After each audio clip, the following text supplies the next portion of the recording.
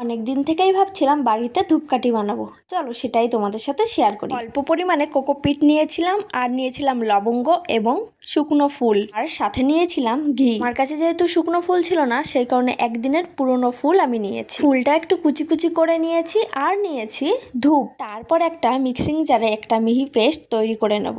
তো দেখো এটা কত সুন্দর হয়েছে, দেখতেও বেশ ভালো লাগছে। আর এটা মিক্সিং করার পরই একটা সুন্দর স্মেল বেরিয়েছিল। তারপর অল্প অল্প করে ঘি দিয়ে এটাকে সুন্দর করে হাতের সাহায্যে মাখিয়ে নিতে হবে। তারপর সুন্দর সুন্দর করে গোল গোল বা লম্বা লম্বা, মানে যে যেমন আকৃতি দিতে চাও সে সেরকম বানিয়ে নেবে। তো আমি হাতের সাহায্যে এরকম লম্বা লম্বা আকৃতি করেছিলাম, তো আমি একদমই অল্প করেছিলাম আর একটু মোটা মোটা ছোট ছোট করেছিলাম। তারপর এটাকে কিন্তু ভালো করে রোদে শুকাতে হবে। দেখবে রোদে ভালো করে যদি না শুকায় তাহলে কিন্তু ধূপকাঠি জ্বালানোর সময় ভেঙে যেতে পারে। তারপর আমি একদিন ভালো করে শুকিয়ে নিয়েছিলাম, আর এই দেখো সন্ধ্যার সময় আমি এটা জ্বালিয়েছি। এটা সত্যিই খুব সুন্দর হয়েছিল, স্মেলটা এত সুন্দর লাগছিল কি আর বলবো।